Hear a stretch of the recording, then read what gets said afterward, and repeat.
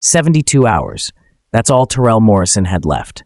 72 hours to prove the viral video was fake, the one with 19 million views. The one showing him, a black scholarship student, attacking Blake Sinclair without warning, the one that got him expelled, arrested, and charged with felony assault. The problem? The video was real. Every frame was authentic. Except for the 37 seconds someone cut out.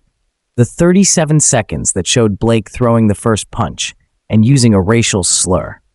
A 17-year-old computer science student found the proof in the metadata, a timestamp that didn't match, a file modified 14 minutes after the incident, evidence someone edited the truth. But here's what she didn't expect. When she dug deeper, she found texts proving Blake planned the whole thing, that his father, a media mogul, was helping cover it up, and that Terrell wasn't the first victim.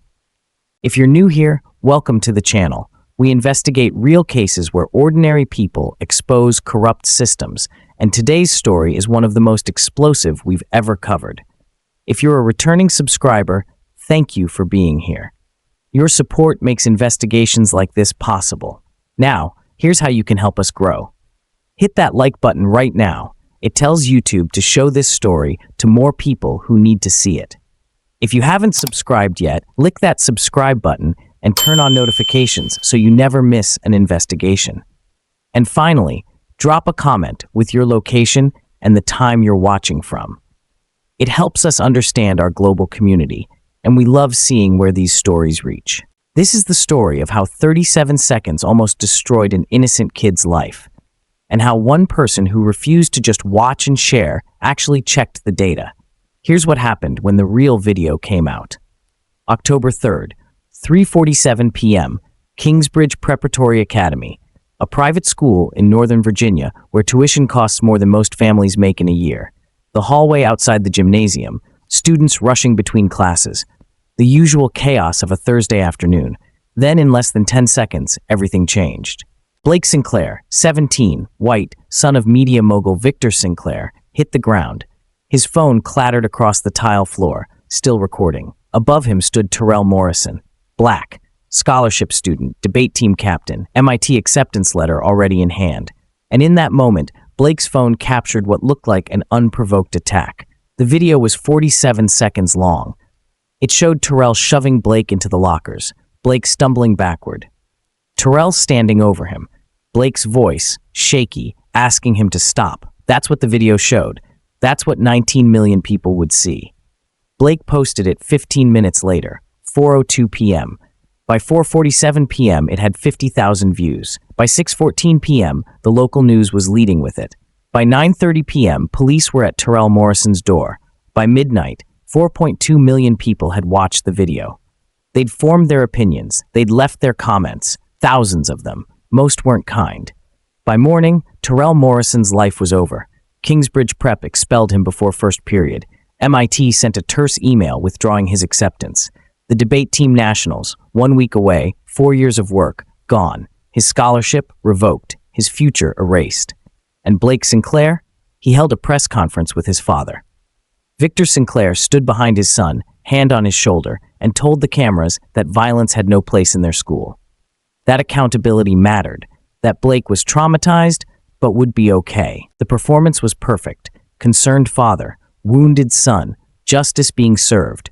What Victor Sinclair didn't know was that someone had already downloaded the video, and they were about to find something that would unravel his entire story. Sophie Park noticed it during third period.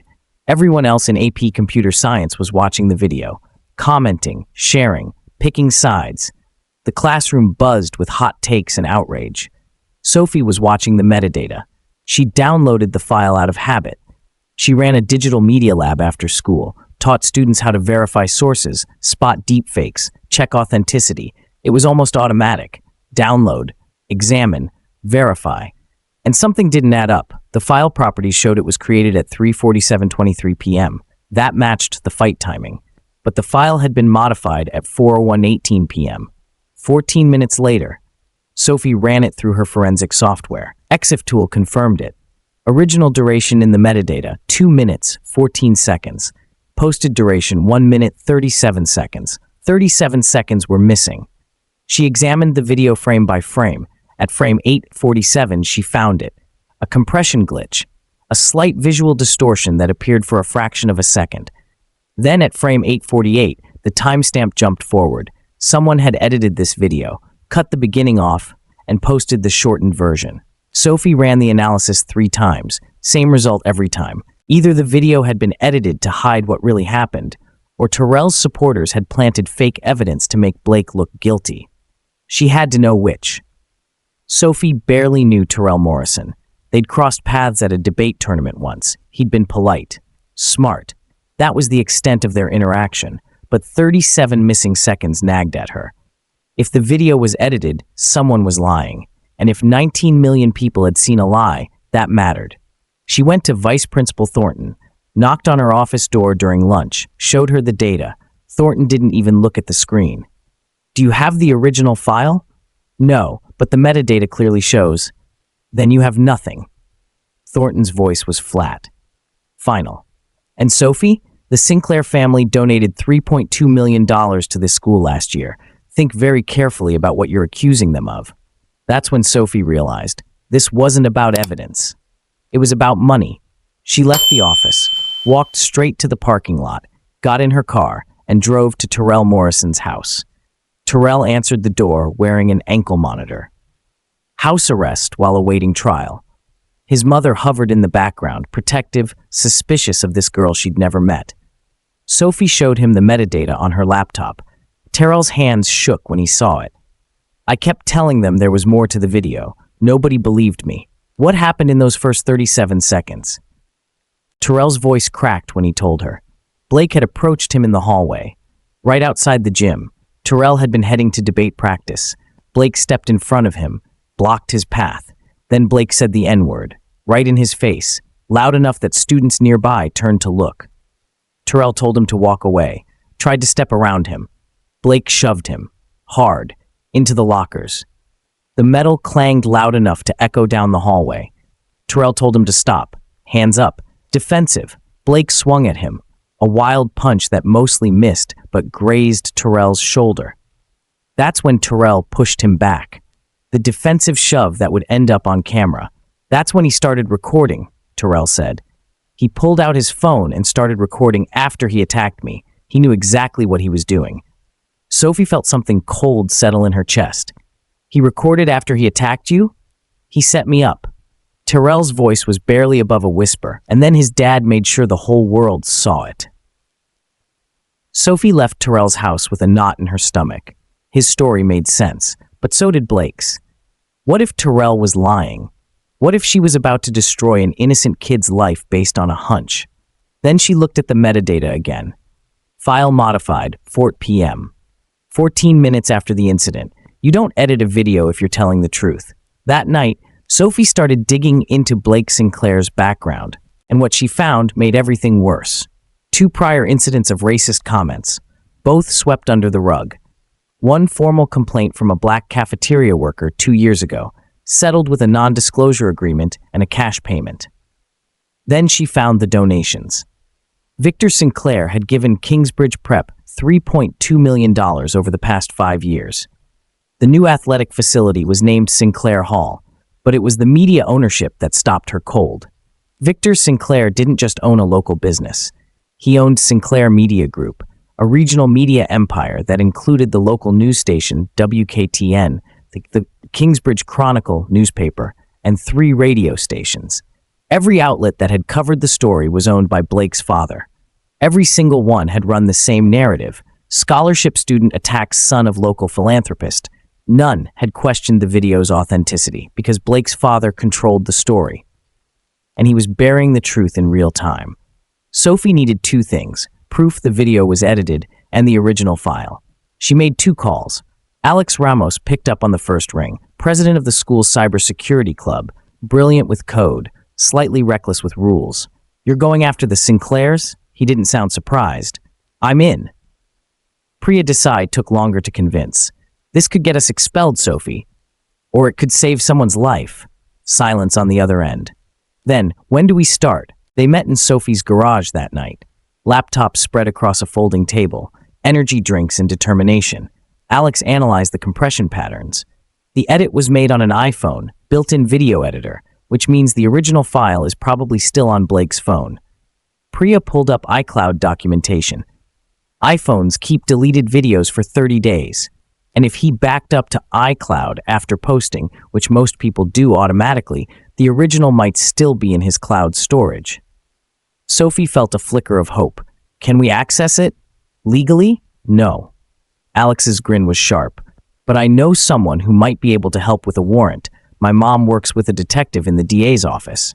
Sophie reached out to Detective Sarah Morrison the next day, sent her the metadata analysis, the compression evidence, everything they'd found. Morrison called her back within an hour. This is good work, really good, but I can't get a warrant based on metadata alone. I need something more concrete, a witness, testimony, something that gives a judge probable cause. Sophie felt the door closing. What if there's a witness who's too afraid to come forward? Then we're stuck.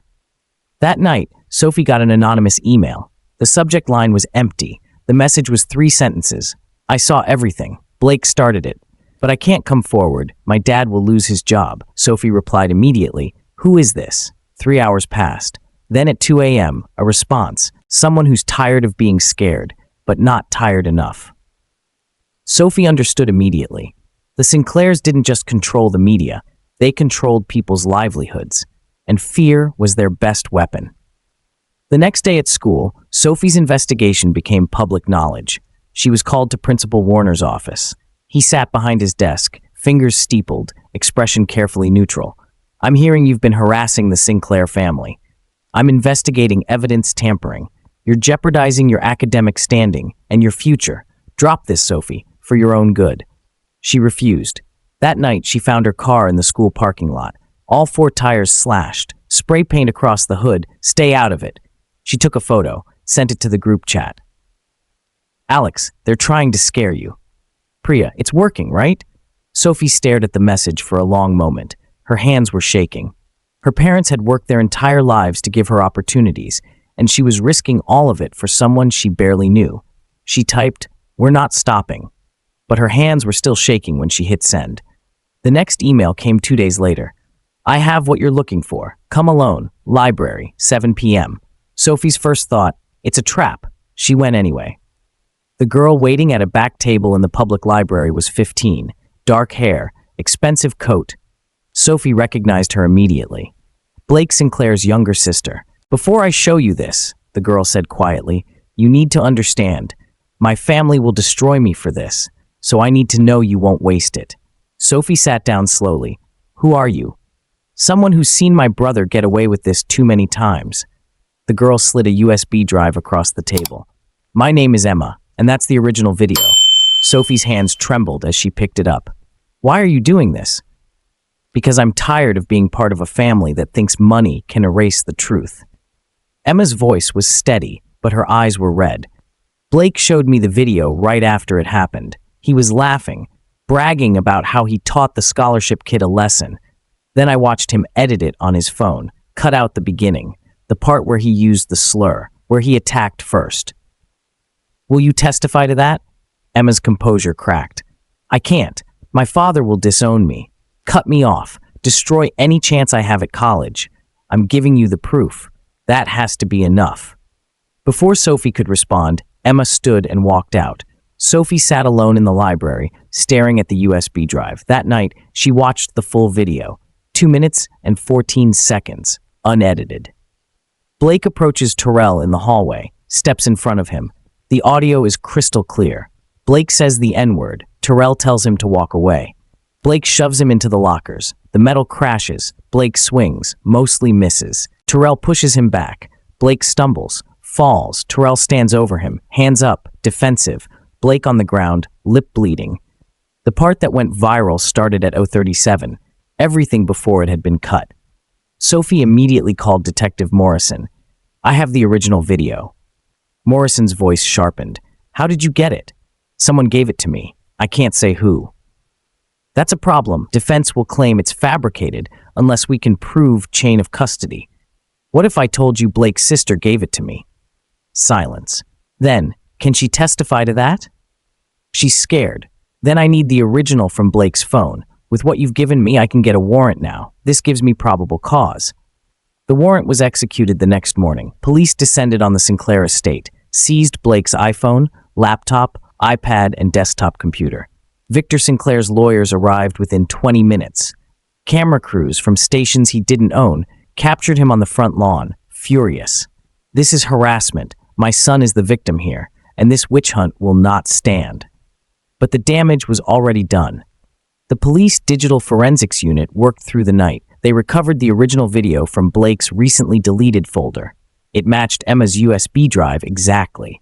Perfect chain of custody. But then they found something else. Text messages between Blake and 3 of his friends from 3 days before the incident. The conversation was chilling. Let's see if the scholarship kid fights back. Friend, what if he reports you? My dad will cover it. He always does. Friend 2, you sure? This could blow up. That's the point. I'm going to record him losing it, post it, watch him get expelled. It'll be hilarious. This wasn't a spontaneous fight. It wasn't even a confrontation that got out of hand. It was a hunt. Blake had planned to provoke Terrell, planned to record his reaction, planned to edit the video to hide his own actions, and planned to use his father's media empire to destroy Terrell's reputation. But there was one more text. From 5 months earlier, Blake to a different friend, just like we did with Marcus. Marcus, the forensics team pulled Blake's message history, found another thread from 9 months ago, another black student, another provocation, another edited video that led to an expulsion. They'd done this before. The district attorney called a press conference the next day. New charges filed against Blake Sinclair, evidence tampering, felony, filing a false police report, misdemeanor, civil rights violation with hate crime enhancement, felony, conspiracy to deprive civil rights, felony. All charges against Terrell Morrison dropped. The full, unedited video was released to the public. It spread faster than the edited version had. Within hours, it had 15 million views. The narrative flipped instantly. But Blake's lawyers weren't done. They held their own press conference. This so-called original video was fabricated by Blake Sinclair's own sister as revenge for a family dispute. The metadata has been manipulated. Our client is innocent. The case was going to trial. The DA needed Emma Bridgewater to testify. She was the only witness who could confirm Blake edited the video himself. But Emma was still refusing. Sophie visited her one more time. They met at a coffee shop off campus. I know you're scared, Sophie said, but Terrell lost everything because people stayed silent. Emma's hands shook around her cup. My father will disown me. I'll have nothing. Is that worse than knowing an innocent person almost went to jail because you were quiet? Emma didn't answer. 3 days later, Emma walked into the DA's office with her aunt. Not her parents. Her aunt. She gave a sworn statement. She confirmed. She saw Blake edit the video on his phone. She heard him laugh about setting Terrell up. She'd saved screenshots of his texts because she knew, one day, someone would need proof. Victor Sinclair's response was immediate. A public statement released through his media outlets. Emma Sinclair is no longer a member of this family. Her fabrications are the result of psychological issues we've been addressing privately. We will not be commenting further. He cut her off financially, removed her from the family trust, told her she was on her own. Emma moved in with her aunt and prepared to testify. The trial started 3 months later. Blake Sinclair sat at the defense table in a suit that cost more than Terrell's entire wardrobe, his father behind him in the gallery, his lawyers, a team of 5, ready to dismantle every piece of evidence. The prosecution called Emma Sinclair to the stand. She was 15 years old, terrified, but she walked to the witness box and swore to tell the truth. The defense attorney was brutal. Miss Sinclair, isn't it true you've had conflicts with your brother your entire life? Yes. Isn't it true you were jealous of the attention he received from your parents? Sometimes. Isn't it possible you fabricated this entire story to hurt him? Emma looked at Blake, then at her father, then back at the attorney. No, I watched my brother plan to destroy someone's life. I watched him execute that plan, and I watched my father help him cover it up. I'm not lying. I'm just finally telling the truth. The prosecution entered the digital forensics report into evidence. The metadata matched Emma's testimony exactly. The iPhone's edit history showed the video was modified at 4:18 p.m., exactly when Emma said. Blake's text messages were read aloud in court. The jury heard every word, the slurs, the planning, the reference to Marcus, the previous victim. The defense tried to spin it as locker room talk. Teenage bravado, nothing serious, but the jury saw the pattern. They deliberated for 4 hours. The verdict, guilty on all counts.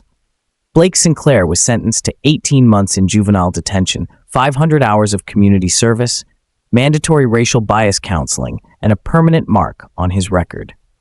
The civil suit came next. Terrell Morrison's family sued the Sinclairs for defamation, emotional distress, and civil rights violations. The settlement, $4.7 million. Terrell's expulsion was reversed. MIT reinstated his acceptance. He deferred for a year to recover. He competed in debate nationals with his team. They placed second in the country. Kingsbridge Prep, under pressure from the Department of Education, renamed Sinclair Hall. It's now called the Hayes Diversity Center, a condition of the settlement. Sophie Park became something of a celebrity. Teen Vogue profiled her, the student who wouldn't look away. She was accepted to Stanford Early Decision, computer science major. She started a nonprofit called Truth Trace. It teaches students digital forensic skills, how to verify viral content, how to check metadata, how to question what they see online. Emma Sinclair never reconciled with her father. Her mother reached out 2 years later. They meet for coffee sometimes. It's complicated, but Emma became an advocate. She speaks at schools about standing up to family members when they're wrong, about choosing truth over loyalty. The Department of Education launched an investigation into Kingsbridge Prep. What they found was damning. 47 incidents of racial bias complaints over 8 years, all dismissed or buried. A pattern of protecting wealthy white students while punishing students of color for identical infractions. Principal Warner resigned. The school board was overhauled. A new reporting system was implemented with outside oversight. Victor Sinclair's media empire took a hit. Advertisers pulled out. 3 of his radio stations were sold. The newspaper lost half its circulation. But he's still powerful, still wealthy, still running the local news station. And the edited video? It's still online, still getting views, still being shared. Because the internet doesn't delete. It just moves on. 37 seconds. The length of a commercial break. That's how much of the truth was missing. And 19 million people never thought to ask what they weren't seeing. Terrell Morrison was 17 when a doctored video almost gave him a felony record. Sophie Park was 16 when she decided metadata mattered more than going viral. Blake Sinclair was 17 when he learned that editing reality doesn't change it, it just delays justice. But here's what nobody talks about. The edited version is still online, still getting views, still being shared as proof. Because deleting a lie doesn't erase it. It just makes it harder to find. Somewhere right now, another video is going viral. Another story is being edited. Another person is being judged by millions who will never check the metadata. The question isn't whether it's happening, it's whether anyone will care enough to look closer. Sophie Park did. She downloaded the file, she checked the data, she refused to just watch and move on. And because of that, an innocent kid didn't go to prison. How many other videos are out there right now, missing the seconds that matter? How many people are being convicted in the court of public opinion based on clips that don't tell the whole story? And how many of us are sharing those videos without ever asking, what am I not seeing? Terrell Morrison got his life back, but only because one person decided the truth was worth fighting for. The real video is out there. So is the fake one. Both have millions of views. But only one is the truth. And in a world where anyone can edit anything, the only thing that separates justice from injustice is whether someone cares enough to check. If you believe facts matter more than virality, share this story. Make sure the people in your life know how to spot a manipulated video. Teach them to look for the metadata, to question what's missing. Because the next Terrell Morrison might not have a Sophie Park, and the next Blake Sinclair might get away with it. If you want to learn how to check video metadata yourself, or see what happened when Blake Sinclair tried to appeal his conviction, watch this next video. And if you believe the truth is worth fighting for, subscribe, because these stories matter. and someone needs to tell them.